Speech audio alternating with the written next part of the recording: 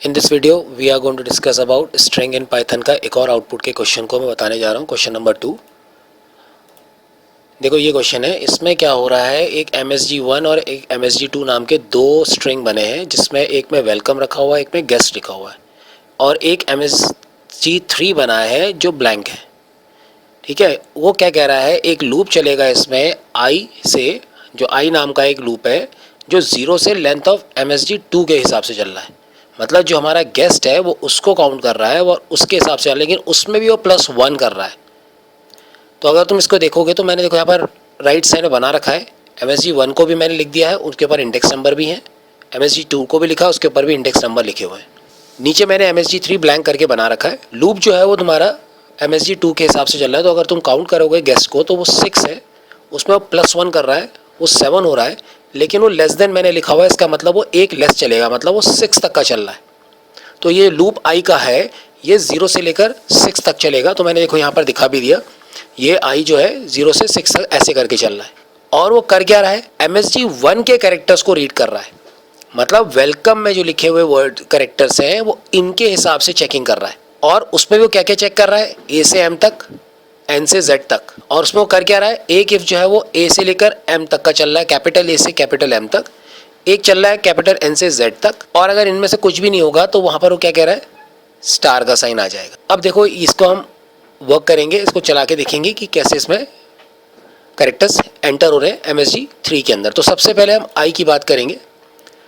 अब मैंने देखो यहाँ पर हमने क्या करा, यहाँ पर मैंने सारे के सारे जितने भी कैरेक्टर्स हैं मैंने उनको भी देखो एक एक करके लिख दिया है। पहले W कैपिटल आया, फिर C स्मॉल आया, फिर L आया, फिर C स्मॉल आया, फिर कैपिटल O, फिर कैपिटल M, कैपिटल E। तो मैंने सब यहाँ पर कैरेक्टर भी लिख दिए कि I की वजह से हमारे पास कौन कौन से कैरेक्टर MSG1 से आए। अब सबसे पहले हम W की बात करते हैं। तो MSG1 जो है वो चेक करेगा कि ये जो W जो MSG1 के अंदर है क्या वो इस रेंज में है A से लेकर M तक। तो मैंने देखो यहाँ ABCD पूरी यहाँ तक M तक का लिख दी। तो इस केस में वो क्या कहेगा, नहीं ये फॉल्स है, तो इसके अंदर नहीं जाएगा, वो एलिफ में ट्रांसफर होगा। यहाँ पर आके वो देखेगा एन से जेड तक का मैं हूँ, वो कहेगा हाँ ट्रू है।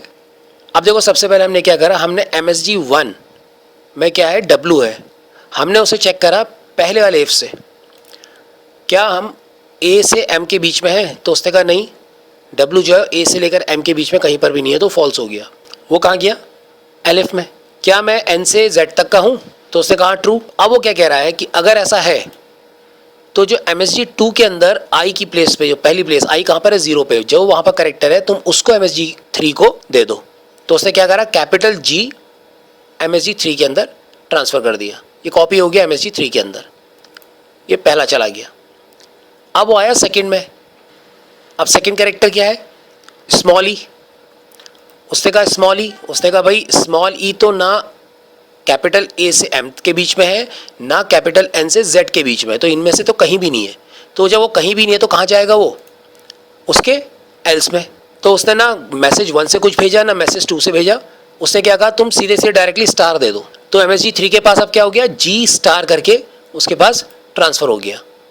अब आते हैं नेक्स्ट कैरेक्टर में। उसने कहा नेक्स्ट कैरेक्टर क्या है आपका, कैपिटल L। उसने इसमें फिर चेक करा, क्या मैं A से M के बीच में हूँ। उसने कहा हाँ तुम इसके बीच में आ रहे हो।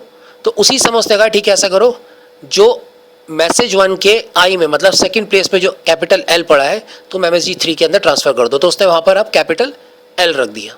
नेक्स्ट वो कहाँ गया फिर से, अब देखो खुद ही समझ जाओ, C कौन से उसमें, स्मॉल में लिखा हुआ है, कैपिटल नहीं है। तो इसका मतलब ना वो A से M के बीच में, ना वो N से Z के बीच में। तो उसकी जगह कौन ले लेगा, यस वो आपकी उसकी जगह कौन लेगा, ये स्टार ले लेगा। तो यहाँ पर एक स्टार का साइन फिर आ गया। अब इसके बाद नेक्स्ट क्या आएगा, MSG1 में O है, वो किस में है, कैपिटल में है, A से M के बीच में। आप चेक करोगे, उसने कहा नहीं फॉल्स है। दूसरा N से Z के बीच में, ट्रू है। तो N से Z में उससे क्या कहा, मैसेज 2 का आई। अब मैसेज 2 का आई मतलब फोर्थ प्लेस में क्या है आपका T, तो कैपिटल T चला गया। नेक्स्ट अगेन क्या है, अब नेक्स्ट क्या हमारा, कैपिटल M। क्या वो A से लेकर M के बीच में से, ट्रू। तो MSG1 का आई मतलब फिफ्थ प्लेस में क्या है आपका, कैपिटल M ट्रांसफ़र हो गया। अब आपका लास्ट क्या बचा, MSG1 में E, वो भी क्या है कैपिटल, A से M के बीच में से ट्रू है। तो उसने वहाँ पर से ही कहा ठीक है उसमें से कैपिटल E को ट्रांसफ़र कर दो। तो इस तरह से आपने इसकी, जब बोर्ड में क्वेश्चन आएगा तो आपको ऐसे करके उसको बहुत अच्छे से ट्रेसिंग करके आपको आंसर निकालना है। तब आपको सही से आपको आउटपुट मिलेगा। 2 से 3 मार्क्स का क्वेश्चन आना ही आना है ऐसा।